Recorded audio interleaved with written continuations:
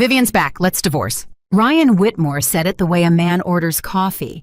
He slid the envelope across the counter toward the woman who had given him 12 years of her life, and he didn't even look up. He already knew how this would go. She would cry, she would beg, she would remind him of everything she'd surrendered for him. Instead, Emma Parker picked up the pen. She signed her name in one clean line, and she smiled. That was the moment Ryan Whitmore made the biggest mistake of his life. If you believe no woman should ever have to make herself smaller to keep a man stay with me until the very end of this story, please subscribe to the channel and follow Emma's journey all the way through, and leave a comment telling me what city you're watching from so I can see how far this story has traveled. Ryan stood there with his hand still resting on the corner of the envelope, waiting. He was waiting for the sound he had prepared himself for, the sharp intake of breath, the chair scraping back, the voice climbing into that register he'd learned to brace against over 12 years, though in truth he could count on one hand the number of times Emma had ever raised it. Nothing came. Emma capped the pen. She set it down beside the paper with a small click, the way she used to set down instruments, and she slid the envelope back across the counter toward him. "There," she said. "Anything else?" Ryan blinked. "Emma, that's my name. Did you read it?" "I read all of it," she said. "Page 4 is where you offered me the house. Page 6 is the accounts. Page 9 is the number your firm's family law group thinks a woman like me should accept without arguing." She looked up at him then, and something in her face was so calm it made the back of his neck go cold. "You had them draft this 3 weeks ago, Ryan. The metadata's on the last page. You should tell your paralegal to strip that out next time." "Next time," Ryan repeated. "There's always a next time with men like you." He laughed. It came out wrong, too loud, too short. Okay, I see what this is. You're doing the ice thing. The thing where you go quiet and let me sit in it until I feel like garbage." He pulled out the stool across from her and sat, and he spread his hands like he was addressing a jury. "Fine, I deserve it. Say it. Whatever you want to say it. Now get it out and let's be adults about the rest." "I don't want to say anything." "Emma?" "I signed it," she said. "That's my answer. Signing it was my answer." "That's not an answer, that's a signature." "Funny," Emma said. "You've built an entire career on the idea that those are the same thing." That landed. She watched it land, watched his jaw move once, and she felt nothing about it. That was the part that surprised her most. Not the envelope, not the 4 words, the nothing. Ryan tried a different angle. He'd been trying different angles his whole life. It was what he was best at. "I know how this looks. Do you? But I want you to understand that I've been honest with you. From the beginning of this, I've been honest." "You've been honest for 11 minutes, Emma said. "You walked in, you put down an envelope, and you said 4 words. Before that, you were something else. Let's not confuse the two." "Vivian came back in March." Emma's hand stopped. It was small. It was so small that a man who had actually been looking at her for the last decade would have caught it, and Ryan didn't catch it because he hadn't been. "March," she said. "Yes, it's November." "Emma, it's the 2nd week of November, Ryan." Her voice hadn't gone up. It had gone lower, steadier, like a hand pressed flat on a table. "So when you sat across from me at your father's birthday in April and told everyone how lucky you were, when you took me to Michigan in June, when you were sick in August, and I sat up with you for 2 nights because you don't trust anyone else to take your temperature, all of that was after March." "It wasn't like that the whole time." "Which part wasn't?" "It was complicated." "Which part wasn't, Ryan?" He didn't answer.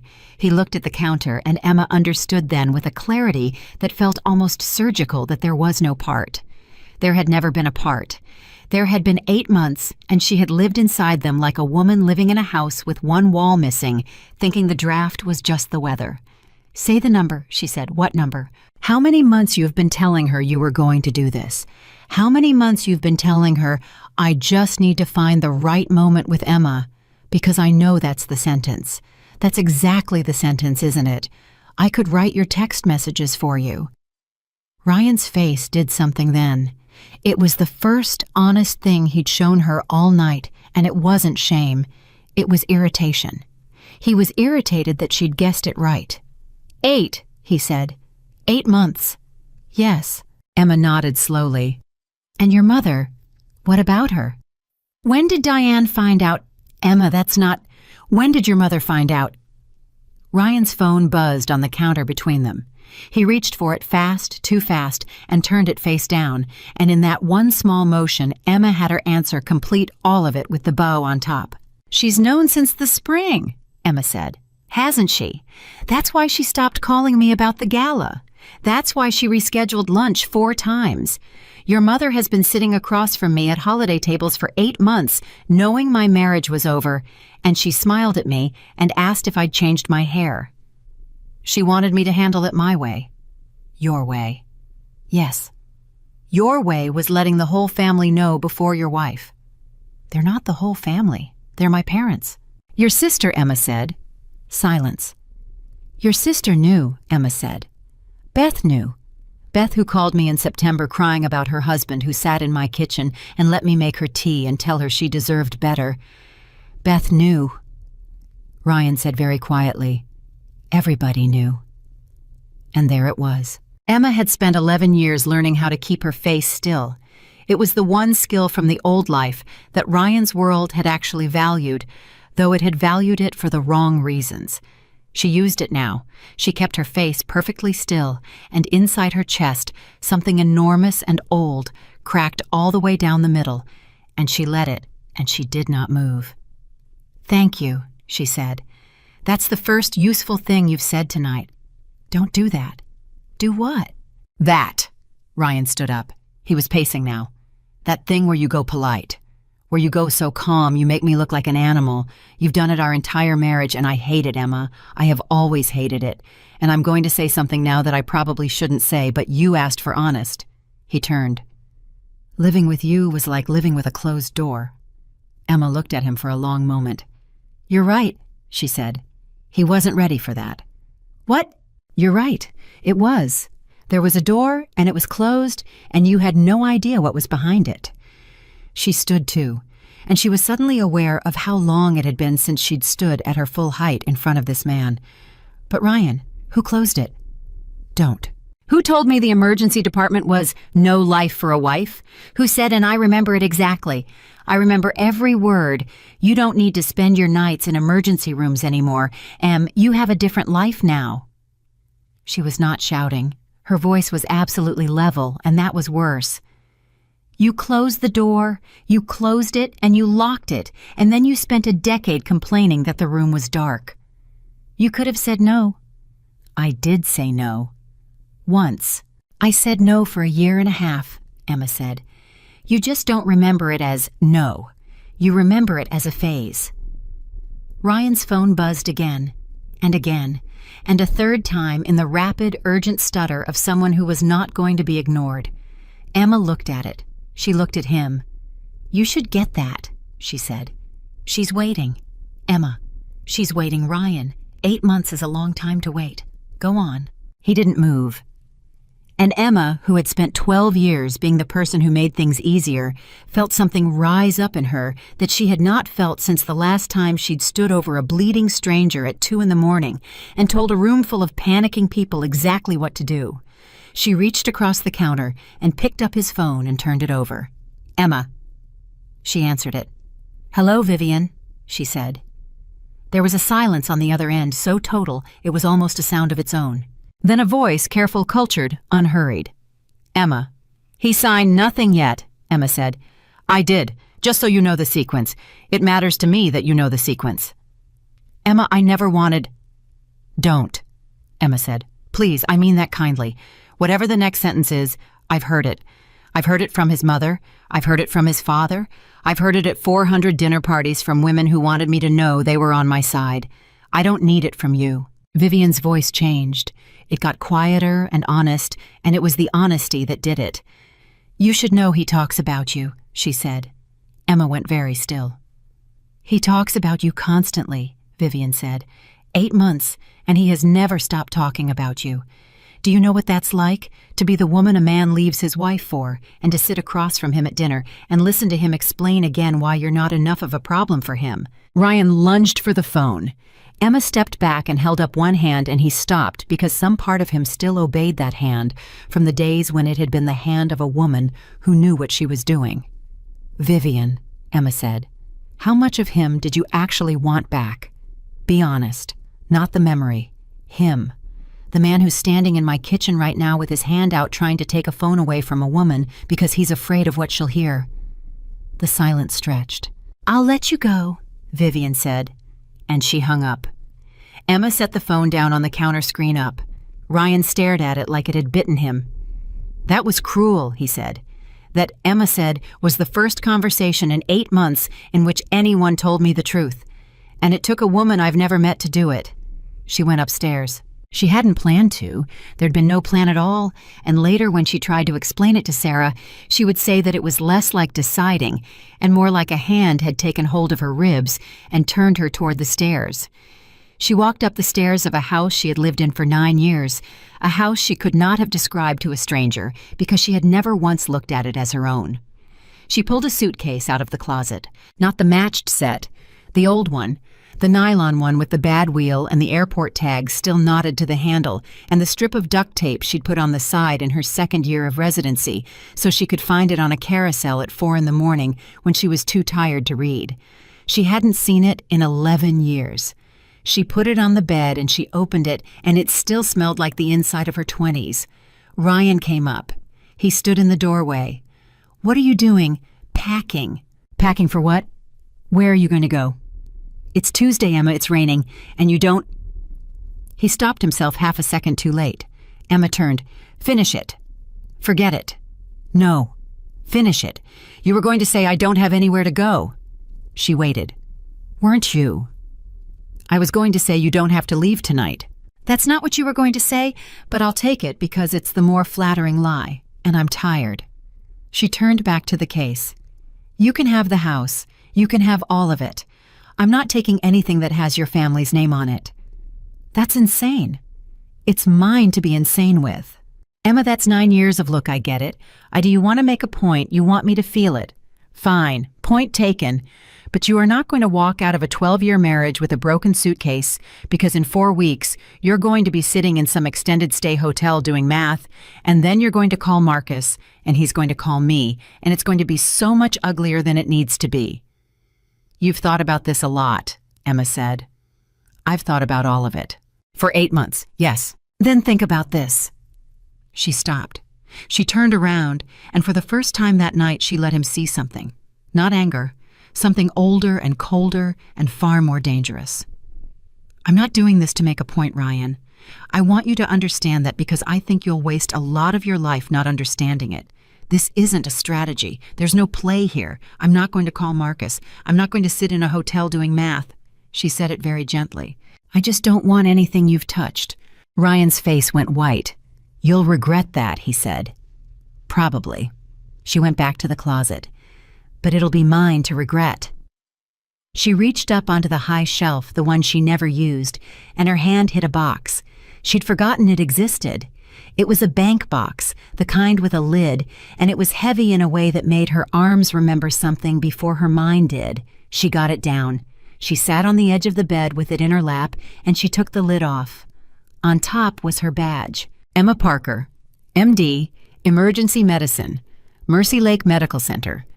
The photo was of a woman who was 29 and had not slept in 31 hours and was looking into the camera like she was daring it to do something about it. Emma made a sound. She had not made that sound in 11 years, and she did not have a name for it. It came from under her sternum, low and awful, and it doubled her over the box, and Ryan took one step into the room, and she put up her hand again, and he stopped. "Em," he said, "don't. Emma, come on. Don't come near me." Under the badge was her license. Under the license was a stethoscope. Under that was a stack of envelopes with the Mercy Lake logo in the corner, and they were opened, all of them, and Emma had never opened them. She lifted the first one. Her hands were not steady. She noticed that with a strange clinical detachment. Tremor, stress-induced. She had said that phrase 1,000 times to 1,000 patients. She read it. Then she read the second one, then the third. Then she looked up at her husband. "Ryan," she said, "what are these?" "Emma, There are 9 letters in this box." Her voice had changed. It was not calm anymore. It was something else, something quiet and enormous. "They're addressed to me. They've been opened, and the last one is dated 4 years ago. You need to let me explain. This one is from Anne Delgado." Emma was not looking at him. She was looking at the page. "Anne was my attending. Anne wrote to me in March of that year and said the department was restructuring and they wanted me back to run the night float. They wanted me to run it. And she says, and I'm quoting, 'I understand from Ryan that you've made your decision and I'll stop asking, but I want you to know that in 22 years I have never seen hands like yours.'" Silence. "I understand from Ryan," Emma said. "They were harassing you. They were calling me. They called this house for 2 years, Emma. 2 years, and every time it set you back. Set me back."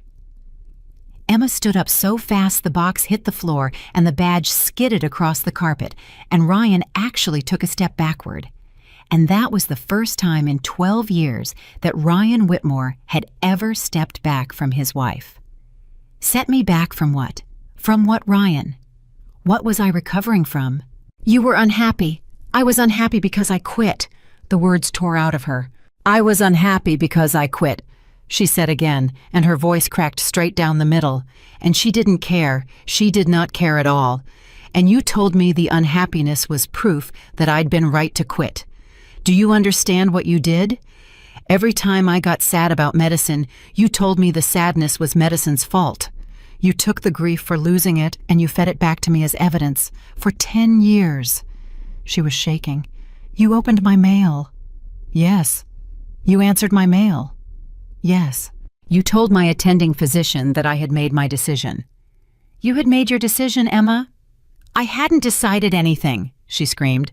"I was drowning and you told everyone I was swimming." The house went silent. Somewhere below them, the rain kept going. Ryan stood in the doorway of the bedroom of a house he had bought, and he had no argument. It was the strangest sensation of his professional life. He had built a career on the certainty that there was always an argument, that every fact had another fact standing behind it, and he opened his mouth and there was nothing in it. "I did it because I loved you," he said finally. Emma laughed. It was a terrible laugh. It was the laugh of a woman standing in the wreckage of 11 years, and it went on a little too long, and when it stopped she wiped her face with the back of her wrist and looked at him, almost with pity. "No," she said. "You did it because a wife who ran a trauma bay wouldn't have had time to run your house." Ryan didn't answer. "Say it isn't true." He didn't answer. "Ryan," Emma said, "look at me and say it isn't true." He looked at the floor. Emma picked up the badge. She wiped it on her sleeve carefully, the way you handle something that belongs to someone you loved who died. She put it in the suitcase, then the license, then the stethoscope, then all 9 letters in order. She closed the suitcase. The bad wheel squealed when she set it down. "Where are you going?" Ryan said. "That's not yours anymore." "Emma, it's midnight. At least tell me." "It isn't yours anymore," she said. "Nothing about me is yours anymore.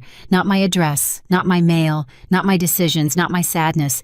You had all of it, and you spent it, and it's gone." She walked past him. At the top of the stairs, she stopped. "Ryan," she said without turning around, "do you know what the worst part is? It isn't Vivian. I want you to hear this correctly, because you're going to spend a long time telling yourself it was about Vivian, and it'll be easier for you if it was, and I'm not going to let you have it." She turned her head slightly. "The worst part is that I would have said yes." "What?" "If you'd come to me in March, if you'd sat down and said, 'Emma, I don't love you anymore, I never stopped loving her. Let me go.' I would have said yes." Her voice was perfectly steady. "I'd have made you coffee first. I'd have made sure you ate. And then I'd have said yes, and I'd have wished you well, and I would have meant it because I loved you enough to want you to be happy even if it wasn't with me. That's who you were married to. That's the woman you had." She started down the stairs. "You could have had that. You could have had a clean, kind ending with a woman who would have gone to her grave speaking well of you, and instead you opened my mail." She went down, and she did not look back, and the front door closed behind her with a sound that Ryan Whitmore would hear on and off for the rest of his life. She got as far as the end of the driveway before her legs stopped working. She sat down on her suitcase in the rain like a woman who had missed a train, and she pulled out her phone with hands that would not cooperate, and she scrolled to a name she had not called in 6 years. It rang 4 times. "You have reached Dr. Sarah Mitchell," said a voice thick with sleep, "and this had better be a code or a lottery win." Sarah. The change on the other end was instant. Emma heard sheets move, heard a light click. "Emma. It's me." "Emma, honey, it's 12:50 in the morning." "I know." "Where are you? Why does it sound like, are you outside? Emma, are you outside?" And Emma Parker, 41 years old, sitting on a broken suitcase in front of a house that was not hers, opened her mouth to say something reasonable and instead heard herself say, "He opened my letters, Sarah." There was a pause. Then Sarah Mitchell said in a voice that had gone very flat and very careful, "What letters?" "Anne wrote to me. Anne wrote to me 9 times. The pause on the other end got longer, and then when Sarah spoke again, everything in Emma's chest went cold, because Sarah's voice was not surprised. "Emma," Sarah said slowly, "where are you right now? Exactly." "The end of the driveway." "Don't move. Do not move. I'm 40 minutes out." "Sarah, why aren't you surprised?" Silence. "Sarah." Emma stood up. The rain was running down the back of her collar and she didn't feel it. "Why aren't you surprised? Say something. Why aren't you surprised?" And Sarah Mitchell, who had been Emma's roommate for 4 years, and her partner in the worst night of both their lives, and the only person on earth who had never once called Emma fragile, said the thing she had been carrying for 6 years. Because it wasn't 9M. Emma stopped breathing. "It wasn't 9 letters, Sarah said. "I called that house. I called it myself. And a man told me you'd asked him to handle it, and he was very polite, and he said you were doing well, and he said you didn't want to be reminded." Her voice broke on the last word. "I believed him, Emma. God help me. For 6 years I believed him." The rain came down, and somewhere behind her in the lit window of the house, Emma could see the shape of her husband standing exactly where she had left him. Holding a phone he was not answering in a marriage that had ended 40 minutes ago and had actually ended 11 years before that. "Sarah," Emma said. Her voice had gone somewhere new. "Don't drive." "What, Emma?" "Don't drive, I'll come to you." She picked up the suitcase. The bad wheels screamed against the wet pavement, and she walked and she did not stop. "But I need you to do something for me first, and I need you to do it tonight because if I sleep, I'm going to lose my nerve, and I am never going to lose my nerve again as long as I live." "Anything," Sarah said. "Emma, anything." Emma Parker looked back at the house one time. "Find out if my license is still good." The train station at 1 in the morning was almost empty, and Emma sat on a plastic bench with her suitcase between her feet and her phone pressed so hard against her ear that it left a mark she would find hours later. "Say that again," she said. "Emma, Sarah, say it again." "I said your license is still good." Sarah Mitchell's voice had the strange, careful flatness of a woman reading a chart she did not like. "I'm looking at the state board site right now. Parker Emma R. active. Not lapsed, not suspended. Active with a renewal posted 11 months ago." Emma's mouth opened. Nothing came out. "Emma, that's not possible. It's on the screen." "Sarah, I didn't renew anything." Emma stood up. She didn't remember standing up. "I haven't touched that in 11 years. There's continuing education requirements, there's fees, there's a whole somebody has to sign it. Somebody has to physically sign it." "I know. Somebody signed my name." "Emma," Sarah said, "I need you to sit back down. Somebody has been signing my name for 11 years. Sit down, honey." Emma did not sit down. She stood in the middle of a train station with rain still running out of her hair and did the math the way she used to do it out loud in a trauma bay fast, flat out of the front of her mouth, because the only way through a bad number was to say it. "Renewals every 2 years, she said. "So that's 5. 5 renewals, plus CME hours, which means somebody logged 50 hours of coursework under my name, 5 separate times and paid for it and certified it, and if any of that is false, the board doesn't just fine you. Sarah, they take your license and they refer it out. And I would never know because I never see the mail, Emma, because he opens the mail. The silence on the line was so complete that Emma could hear Sarah's furnace kick on 400 miles away. Okay, Sarah said. Okay, here's what we're not going to do. We're not going to build the whole tower at 1 a.m. on no sleep. Sarah, I said we're not going to do it, and I outrank you because I'm the only person in this conversation who slept. A breath. But I'll tell you what I think, and then you're going to get on a train. I think a man who opens a woman's mail for 11 years doesn't open it because he wants her to disappear. Men who want you to disappear throw the mail away, Em. He kept it. He kept it in a box on a shelf in the bedroom you both slept in. Emma's hand went to her mouth. And he renewed it, Sarah said, 5 times. Why? That's the question, isn't it? Sarah, why would he? Get on the train, Sarah said. Please, get on the train and come here and let me look at your face, because I have been not looking at your face for 6 years, and I am done. The train came at 1:40. Emma got on it with her suitcase and the box of letters, and she sat by the window with her forehead on the cold glass, and she did not cry. She had expected crying. It was almost insulting how little of it there was. Instead, her mind kept doing the thing it had done in her 20s, the thing she had thought was gone, the thing that had made Anne Delgado tell a room full of residents that Parker's hands were the hands you wanted on you at 3 a.m. It kept sorting. Fact. He opened 9 letters. Fact. Sarah called, and he answered and he lied. Fact. My license is current. Conclusion, pending. She got in at 4:12 in the morning, and Sarah was standing on the platform in a coat over pajamas with 2 coffees she had clearly been holding for a long time, because when Emma took hers, it was cold. Sarah looked at her for 1 long second. Oh, Sarah said. Oh, Em, don't. I'm not.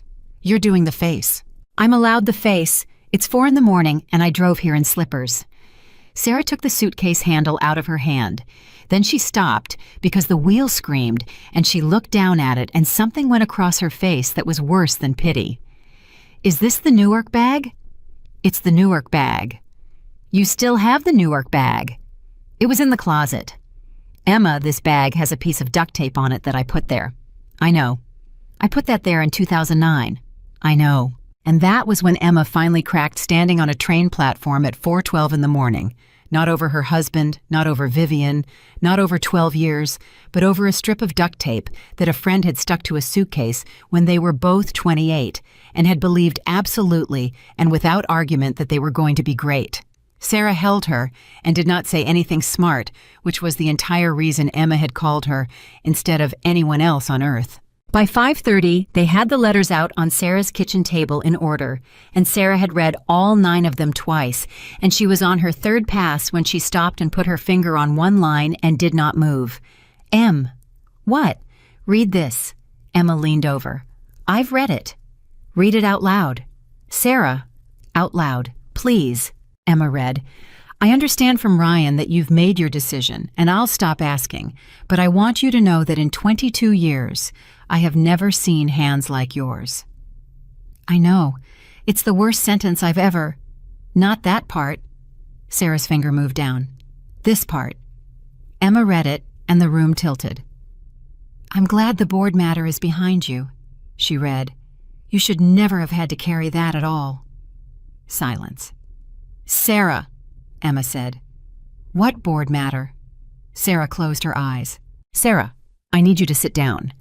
I have been sitting down since 1 in the morning, and every single time I sit down, someone tells me something that makes me stand back up, Emma said. What board matter? Sarah opened her eyes, and Emma watched a woman she had known for 20 years make a decision, and she watched it cost her. The Halloran case, Sarah said. The name went through Emma like a wire. No, Emma said. No, There was no board matter with Halloran. There was a review, there was an internal review, and it was closed, and it was nothing. It was Sarah, it was a 71-year-old man with a dissection. He was going to die in the driveway. He was dead before he got to me. There was a complaint, Sarah said. Emma stopped. The family filed, Sarah said. 3 weeks after, and it went to the board, and there was an investigation, a real one, and it lasted 14 months. That's not true. Emma, that's not true. I would have known they would have sent me. She heard it come out of her own mouth, and she stopped dead, and she put her hand flat on the table. They would have sent me letters. Yes, Sarah said. They would have. The kitchen was very quiet. How do you know this? Emma whispered. Because I testified. Emma's head came up. I testified, Sarah said. I gave a statement. In the spring, 14 months after. They asked me about your judgment and your timing and whether I had ever seen you hesitate, and I told them what I'd told anyone who ever asked, which is that I would let you cut me open in a parking lot with a pocket knife. Sarah's voice was thick now. And I asked where you were, Emma. I asked why you weren't there, and they told me your representative had appeared on your behalf. Your representative? I don't have a representative. You're married to one, Sarah said. Emma stood up so fast the chair went over backward. She walked into the living room and stood with her back to the doorway, and Sarah let her have it, let her have a full minute of it, and did not follow. They cleared you, Sarah said from the kitchen. Emma, I want you to hear that. They cleared you completely, unanimous. There's a finding, it's public record. It's got a docket number, and it says the standard of care was met and exceeded, and it says... Sarah's voice caught. It says the reviewing physicians noted that Dr. Parker's documentation was, and I remember it because I read it 40 times, exemplary under conditions that would have overwhelmed most practitioners with twice her experience. Emma stood in the dark of a stranger's living room with her arms crossed over her stomach like she'd been hit there. 14 months, she said. Yes. He watched me for 14 months. Yes. He watched me stop sleeping. He watched me stop eating. He watched me... Her voice went. She got it back. Sarah, I thought I was losing my mind. Do you understand? I couldn't explain why it wouldn't let go of me. Every doctor loses a patient, every single one, and I lost one, and it followed me for a year, and I couldn't say why, and I asked Ryan. I actually asked him. I sat on the bathroom floor at 2 a.m, and I asked my husband, what is wrong with me? Why won't this stop? And she couldn't finish it. What did he say? Sarah said quietly. He said the job was doing it to me. Sarah made a sound like she'd been kicked. He said, this is what it does to people, Em. This is what it's going to keep doing to you. And I believed him. I believed him because there was nothing else on the table. I didn't know I was carrying an investigation. I thought I was carrying a defect. Emma turned around. Her face was terrible. He let me think I was defective, Sarah, for 14 months. So I'd quit. Sarah did not argue. That was the worst part. Sarah, who had argued with Emma about every single thing since 2006, who would fight her about parking spaces and antibiotics and the correct way to eat a sandwich, sat at her own kitchen table and did not argue. And then when it cleared, Emma said slowly, when it cleared and the letter came saying I was fine, saying I was better than fine. He'd already gotten what he wanted, Sarah said. I'd already resigned. Yes. I resigned in February. Emma's hands had started shaking again. It cleared in April, didn't it? April 9th. 2 months. Emma, I missed it by 2 months. Emma laughed, and it was not a good laugh. 11 years. 11 years of thinking I broke, and I missed it by 2 months, and my husband knew, and he made me coffee that April. Sarah, I remember that April. He came home with flowers. He said he was proud of me for starting over. She had to stop. She put her hand on the wall. Sarah got up then. She came in and she stood next to Emma without touching her because she knew better. Ask me the question, Sarah said. What question? The one you've been not asking since 1 a.m. Emma closed her eyes. Why did he renew it? She said. Yes. Why would he spend 11 years and 5 renewals and God knows how much money keeping alive the one thing he took away from me? Say it, Sarah said. You already know. You've known since the platform. Say it. Emma opened her eyes. Because he knew he was wrong, she said. Sarah nodded once. He knew, Emma said, and her voice went to pieces, and she let it. He knew the whole time, every renewal.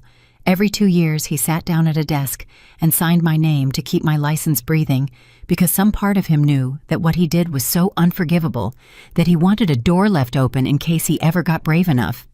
And he never got brave enough. He never got brave enough. No, Sarah said. He got Vivian instead. At 7:15 in the morning, Emma's phone rang. She looked at the screen and she went completely still. Who? Sarah said. Diane? His mother? His mother? Don't answer it. Emma answered it. Emma, sweetheart. Diane Whitmore's voice was warm as bathwater. It had been warm for 12 years. I heard. Oh, honey, I have been up all night. Have you? I want you to know that this family loves you. Whatever happens with Ryan, whatever he's decided, you will always be. Diane, Emma said, how long have you known? A pause. Half a second. Beautifully handled. Known what, dear? And Emma, standing in Sarah Mitchell's living room at 7:15 in the morning on no sleep, heard herself laugh. You're good, she said. I never noticed before. That was really good. Emma, half a second, that's all you took. Half a second to decide which lie to use. Emma sat down on the arm of the couch.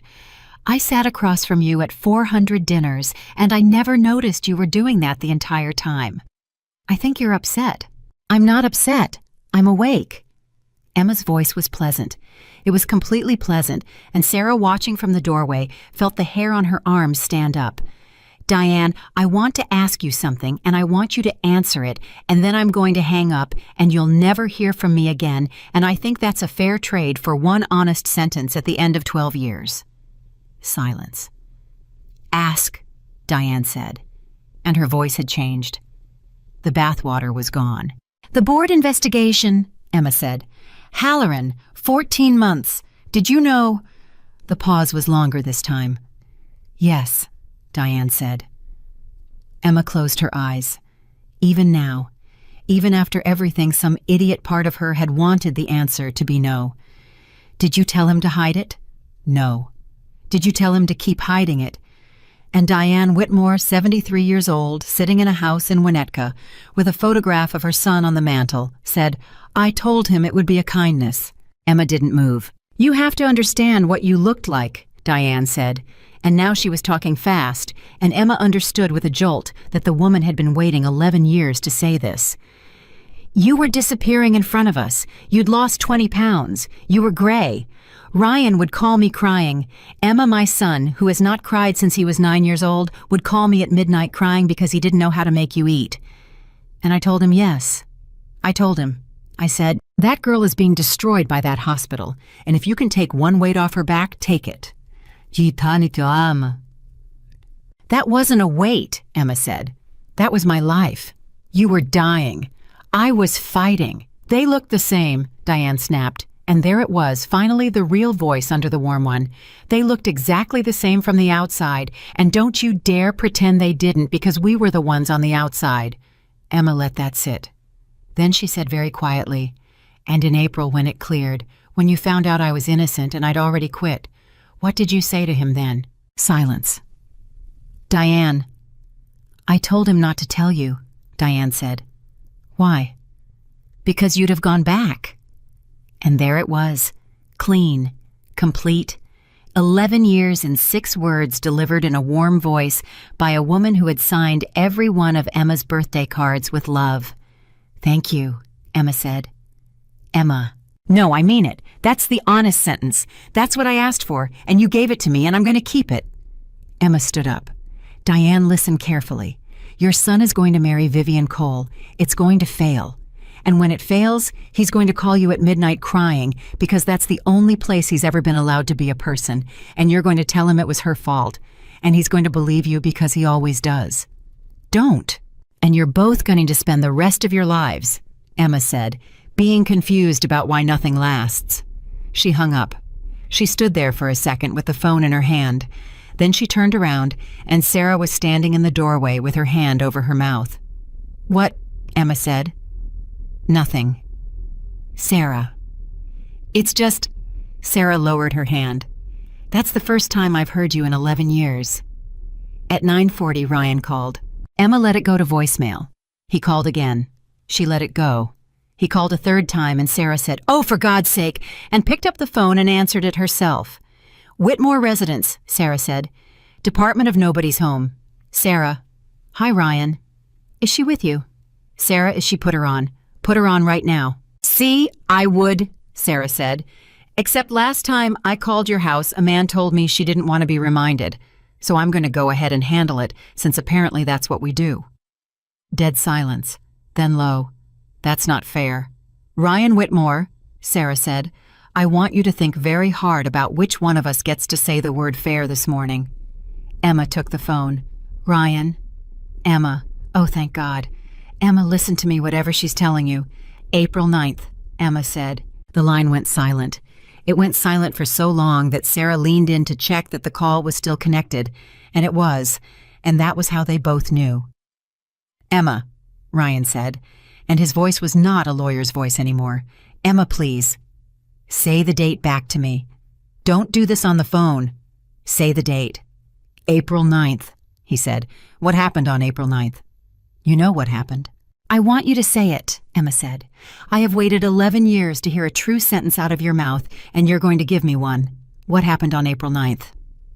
And Ryan Whitmore, alone in a kitchen with an envelope on the counter that his wife had already signed, said, "You were cleared." Louder. "You were cleared." It broke out of him. "You were cleared unanimous. They said you were the best they'd seen. They said it in writing, and I read it in the driveway in my car, and I sat there for 40 minutes, and then I put it in a box and I came inside, and you'd made dinner." His voice snapped. "You'd made dinner, Emma. You were standing in the kitchen humming. You'd stopped humming for a year and a half, and you were humming, and I stood in the doorway with that letter in my coat, and I thought if I give her this, she's gone." "Yes," Emma said. "I would have gone." "I know. To the hospital? To work? Not to another man, Ryan, not away from you. To work. I would have come home after." "You wouldn't have," he said. "Not really." "You don't get to know that. That was mine to find out." "Emma." "That was mine," she said, and her voice finally cracked and 11 years came out of her in one line. "That was mine to find out, and you took it, and you didn't take it in a moment. You didn't take it in a rage. You took it over 11 years in 100 small decisions, and every single one of them you made in a driveway alone with a letter in your coat." The sound Ryan made was not a word. "And the license," Emma said. He stopped. "You renewed my license," she said, 5 times. "Emma, why?" She heard him breathe. "Because I knew," he said. Emma sat down on the floor. She just sat down right there in Sarah's living room with the phone against her ear. "Every 2 years, Ryan said. "Every 2 years the form came, and I'd sit down with it, and I'd think, this is it. This is the year I tell her. And I'd sign her name, and I'd think, at least it's still there. At least I haven't done the last thing. And then I'd put it back in the box, and I'd go, be your husband." A ragged breath. "I've been keeping a door open for 11 years so I could tell myself I wasn't a man who closed one. Ryan, I know. Do you understand what you just described?" "Emma."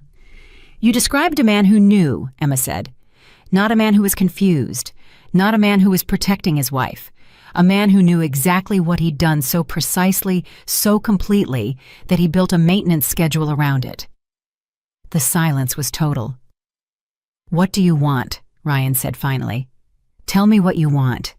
Money, the house, all of it. I don't care, just tell me what you want and it's yours. I'll have it drawn tonight." "I want the docket number," Emma said. "What?" "The finding, April 9th. It's public record and I could pull it myself, but I want you to send it to me. I want it to come from your hand." Emma got up off the floor. "I want you to sit down at your desk and find it, and type my name in the address line and send me the piece of paper that says I was never broken. You've had it for 11 years. It's the only thing of yours I want." "Emma, that's..." He was struggling. "Why? Why does it matter who sends it?" "Because you owe me 11 years and I'm only going to collect 1 email." Silence. "And Ryan," she said, "after that, Don't contact me again. Not on my birthday, not when your mother dies, not when it goes bad with Vivian and you get lonely at 2 in the morning and you start reaching for the phone, which you will. And I want you to be very clear about this because you're going to spend a lot of time being unclear about it on purpose. Emma, when you reach for that phone, she said, the woman you're reaching for doesn't exist. She stopped existing at 12:50 this morning in a driveway. You didn't divorce her, Ryan. You never even met her. You met the woman she agreed to be, and then you built a whole life on top of her, and you kept her paperwork current in a box on a shelf. Her voice was steady, utterly steady. Send the docket number. She hung up. The email came at 11:04. There was no message in the body. There was no subject line. There was one attachment, and Emma opened it on Sarah's laptop, with Sarah standing behind her chair, with both hands on her shoulders, and she read her own name. In the matter of the complaint against Emma R. Parker, MD, finding of the board. Standard of care met and exceeded. Unanimous. Emma read it 4 times. The 5th time, she read one line out loud and her voice did not shake at all.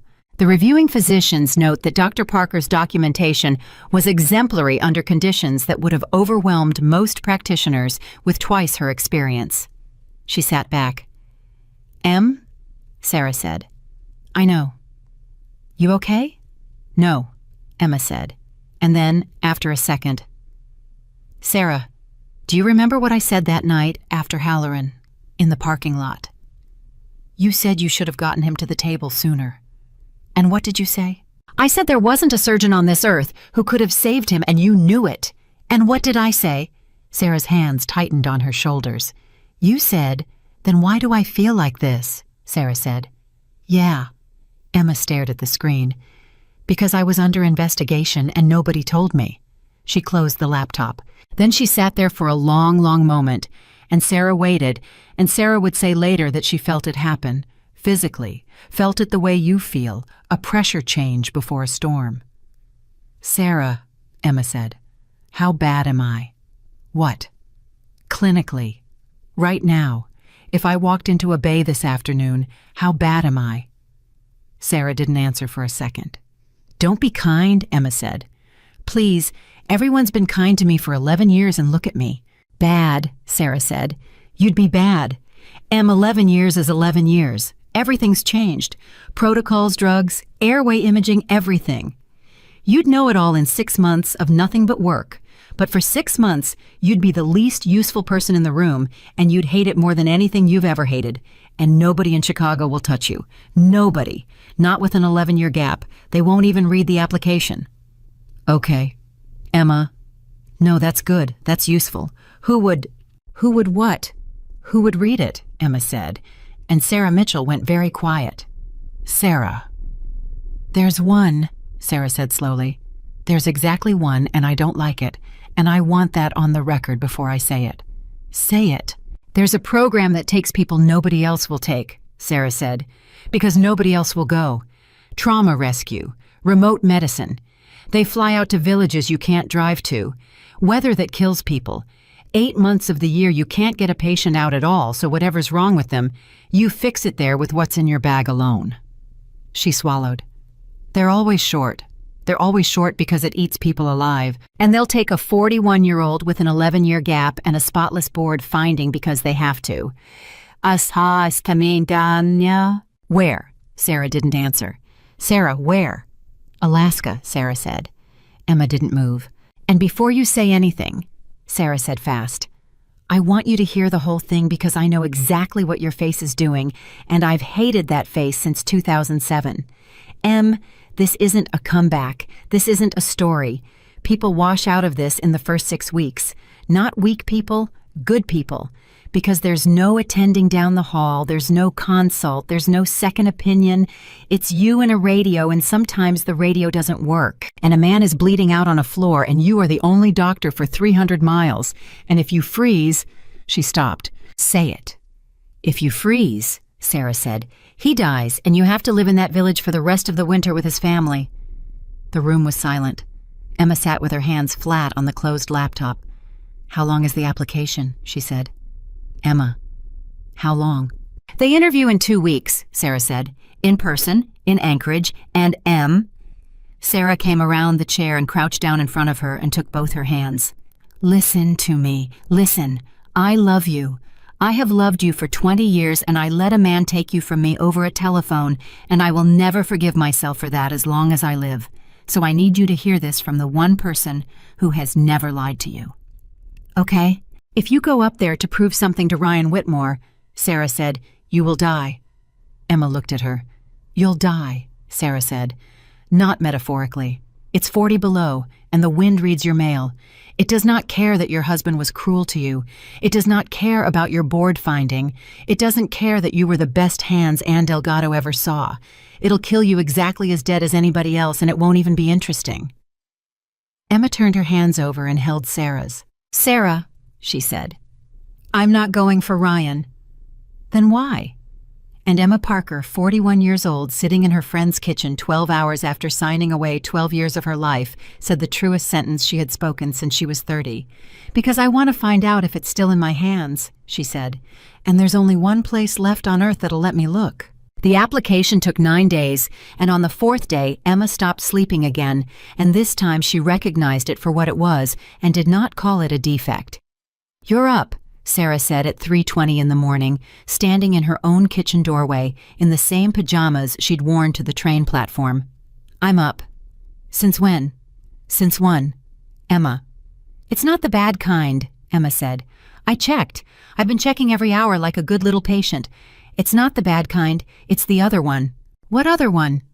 Emma turned the laptop around. Sarah leaned in and read what was on the screen and then looked at her. Is that a pediatric airway algorithm? It's the 2019 revision. It's 3 in the morning.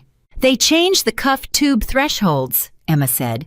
Sarah, they changed them in 2010. I have been walking around for 16 years with a number in my head that would hurt a child, and I didn't know. And if you had woken me up at any point in the last decade and asked me, I'd have said it with total confidence. She rubbed her eyes. That's the thing nobody tells you. It's not that I forgot, it's that I remember perfectly. I remember all of it perfectly, and half of it's wrong now. Sarah sat down across from her. That's the whole problem, isn't it? Sarah said. That's the whole problem. Confidence with a bad number is worse than no confidence. Confidence with a bad number kills people, Emma said. No confidence just embarrasses you. Sarah studied her for a moment. Okay, she said. Then let's do it right. I'm taking my vacation. Sarah, I have 11 weeks banked because I have no life which you would know if you'd called me in 6 years, and I'm going to spend 2 of them making you hate me. Sarah stood up and went for the coffee. You've got 9 days. I'm going to teach you every protocol that changed since 2015, and you're going to fail at all of it in front of me instead of in front of them, and by the end of it, you're going to want to hit me with a chair. Emma looked at her. What? Sarah said. Nothing. Say it. You're going to make me do it out loud, Emma said. Aren't you? Every single one. I hate that. I know you hate it.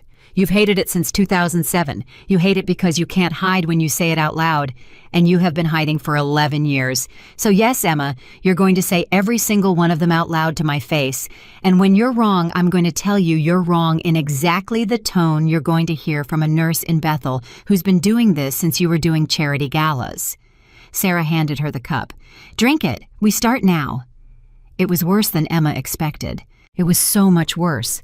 By day 2, she had gotten a drug dose wrong that would have been actionable, and Sarah had said nothing, just written it on a legal pad, and the sound of the pen had been the worst sound Emma had heard in 11 years. By day 4, she'd gotten 22 in a row right, and then blanked completely on a sequence she'd once run in her sleep. And she'd said, I'm sorry, and Sarah had said, don't apologize to me. Apologize to the imaginary 60-year-old whose heart just stopped while you said sorry. And Emma had walked out of the room and stood in the hallway with her hands over her face for 90 seconds and then come back in and sat down and said, again. By day 6, Emma was faster than Sarah on 3 of the algorithms. Sarah put the pen down and didn't say anything. What? Emma said. Nothing. Sarah, what? You just did the whole thing without looking up, Sarah said. Both branches, including the pediatric weight-based, which you did not know existed on Tuesday. So on Tuesday you didn't know it existed? Emma shrugged. It's Thursday. And Sarah Mitchell put her hand over her mouth and turned around and stood at her own sink for a full minute with her back to the room, and Emma had the sense not to say anything at all. On day 7 at 8:15 in the evening, Emma's phone lit up with a number she didn't know. She almost didn't answer. Emma Parker. Emma. A woman's voice, older, unhurried, and it went through Emma like a spike because she knew it. She knew it instantly, 11 years, and she knew it in 2 syllables. It's Anne. Emma's hand went to the table. Anne. You sound like you sat down. I did sit down. Good, because I have things to say and I'm 74 and I don't have the patience to say them twice. A rustle of paper. I got a call from a program in Anchorage this afternoon. They're doing reference checks on an applicant. Emma closed her eyes. Anne. 11 years. Anne Delgado said, and I find out you're alive because a woman in Alaska calls me about a background form. I know. Do you? Anne, I need to explain something. You don't need to explain anything, Anne said, and her voice snapped like a folded towel. I know what happened. I found out in 2018, and I have been carrying it around like a stone in my shoe ever since. So let's not spend our first conversation in 11 years with you apologizing to me for something a man did to you. Emma couldn't speak. 2018, she finally said. A colleague mentioned in passing that Dr. Parker had asked to be left alone, and I said, that's what her husband told me. And this colleague said, funny, that's what her husband told me too. A pause. I've been in this business 50 years, Emma. You learn that when a message reaches you through exactly one door every time you should go look at the door. You knew for 8 years. I suspected for 8 years. Why didn't you call me? I did, Anne said. Emma's stomach dropped. Twice more, Anne said. After the 9, in 2018 and in 2021. He was very polite both times. He told me you'd built a beautiful life and that hearing my voice set you back for weeks. And Emma, I want you to hear the ugly part because I'm too old to soften it, and you deserve the whole thing. Her voice went rough. I believed him, not because he was convincing, because it was easier, because if you had truly walked away from medicine and were happy, then I hadn't lost you, you'd just left. And if he was lying, then I'd let one of the 2 or 3 best young physicians I ever trained get talked out of her own hands by a man in a suit, and I would have had to do something about it. So I chose the version where I got to keep sleeping. The kitchen was silent. Anne, Emma said, don't. Anne, that's 11 letters. 11, yes, Anne said. I counted 2. Emma pressed her hand flat against her mouth for a second. They asked me about the freeze, Anne said abruptly. What? Anchorage. On the reference call. They asked about the Halloran night, whether you hesitated. Emma's whole body went cold. What did you tell them? The truth, Anne said. I told them you hesitated for 3 seconds. Anne. And then I told them. Anne said that in 50 years, the only doctors I've ever met who never hesitate are the ones who don't understand what they're holding. Hesitation isn't the enemy, Emma. Hesitation is the price of comprehension. The question was never whether you'd freeze. The question is what you do on the 4th second. Emma sat there. You froze for 3 seconds, Anne said. And then you opened that man's chest in a room with the wrong equipment, and you were right about every single thing you did, and a board of 11 physicians said so unanimously, and your husband put it in a box. Anne. They're going to hire you, Anne said.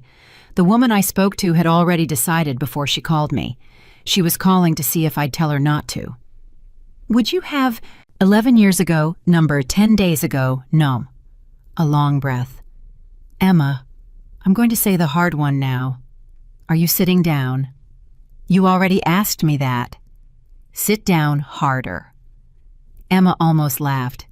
You should not go, Anne said. Emma's smile died. What?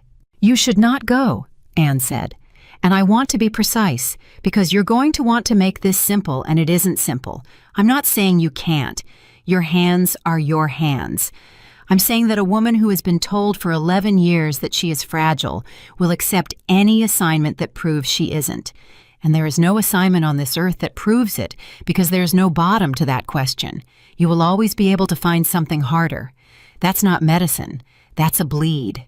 Emma's throat closed. You want to know if it's still in your hands? Anne said. Fine. That's a real question. But Emma, you could answer that question in a residency clinic in Skokie. You picked the one place on earth that will kill you if the answer is no. Because if you fail there, Anne said, you get to be dead instead of ordinary. And after 11 years in that man's house, I think ordinary is the thing you're actually afraid of. Emma didn't answer for a long, long time. Anne, she said finally, and her voice was very quiet. Is that a no? No, Anne said. That's a mirror. Go if you're going, but go with your eyes open, and don't you dare go up there and be brave. I've buried brave ones. Be careful. Careful is what I trained you to be. The interview was in Anchorage on a Thursday at 9 o'clock in the morning, and Emma had run it in her head 300 times, and it lasted 11 minutes. The woman across the table was named Ruth Okalik, and she was 56, and she had a stack of files and did not open Emma's. You've got an 11-year gap, Ruth said. Yes. Explain it. I quit. Why? Because my husband hid a board investigation from me for 14 months and let me believe I was losing my mind, and by the time it cleared, I had already resigned. Ruth's face did not change. That's a very complete answer. You asked. Most people say family reasons. I'm not going to lie to you at 9 in the morning, Emma said, because if you hire me, I'm going to be alone with a dying stranger at some point, and there won't be anyone in the room to catch me lying then either. So we might as well find out now if you can stand me. Ruth looked at her for 4 seconds. You know what this is, Ruth said. Somebody's told you. Dr. Mitchell told me. Did she tell you the hard part? She told me if I freeze, he dies, and I have to spend the winter in the same village as his family. That's not the hard part, Ruth said. Emma stopped. The hard part, Ruth said, is that you'll do everything right and he'll die anyway, and you'll spend the winter in the same village as his family. Anyone can survive being wrong. Being wrong has a lesson in it. It's the other one that empties people out. She leaned back. You know what my washout rate is. First 8 weeks, 40%. And every one of them was competent, and every one of them told me in this chair that they understood. I don't think I understand, Emma said. Ruth blinked. I've been away 11 years, Emma said. I'd be lying if I said I understood. I understood in 2011. What I know now is that I want to find out, and that I know exactly what I'm bad at, which is more than I could have said at 30. And what are you bad at? Speed, Emma said. Recall speed. I know the material. It's not automatic. There's a half second between the question and the answer, and half a second is a lifetime. How long to close it? 6 months of nothing else. Who told you 6 months? Dr. Mitchell. Dr. Mitchell's optimistic, Ruth said. She stood up. Simulation lab Monday. 2 weeks of it. If you clear, you go out with a senior for a season. If you don't clear, you go home and I'll write you a letter that gets you into a residency program anywhere in the lower 48, because you're right about one thing. She picked up her files. Nobody sits in that chair and says, I don't think I understand. Everybody says they understand. That's why 40% of them wash out. At the door, she stopped. Dr. Parker? Yes. Delgado told me about the 3 seconds. Emma's chin came up. I've been doing this 30 years, Ruth said. You want to know what I'd worry about if you'd never frozen at all? She shouldered the door. Everything. The simulation lab was the worst 2 weeks of Emma Parker's life, and that included the last 2 weeks, which was saying something. Day 1, she was the slowest person in the room by a margin that was almost comic. There were 4 of them. The other 3 were between 29 and 34. One of them, a kid named Tobias Reyes, kept glancing at her the way you glance at someone's mother who's wandered into the wrong building. Day 2, she got a call sequence wrong and a mannequin died, and Tobias said, not unkindly, It's okay. I did that one my first week. And Emma smiled and said thank you, and then went into the bathroom and stood with both hands on the sink for 4 minutes. Day 3 at 2:15 in the afternoon, Ruth ran a scenario, and Emma froze. Not 3 seconds. 9. She stood there for 9 seconds with her hands over her chest and the numbers rolling, and she could not make her mouth open. And it was not that she didn't know. That was the horror she knew. She knew the whole tree. She could see it laid out in her head like a map. And there was a hand on her throat, and it was not fear. It was something worse and older. It was permission. Some part of her, some deep 11-year-old reflex, was waiting for someone to tell her she was allowed. Ruth called it at 9 seconds. Nobody said anything. That was the worst part. Not one person in the room said a word, and Tobias looked at the floor, and Emma took her gloves off and walked out. She got as far as the hallway, and then she sat down on the floor with her back against a wall, and she pulled out her phone, and she called Sarah. "Talk," Sarah said. "No, hello. 9 seconds." Sarah didn't answer. 9, Sarah. "Okay. Say something." "I'm thinking." "Don't think, just..." Emma's voice broke. "Sarah, I knew it. That's what I need you to understand. I knew the whole algorithm. It was right there. I could see it.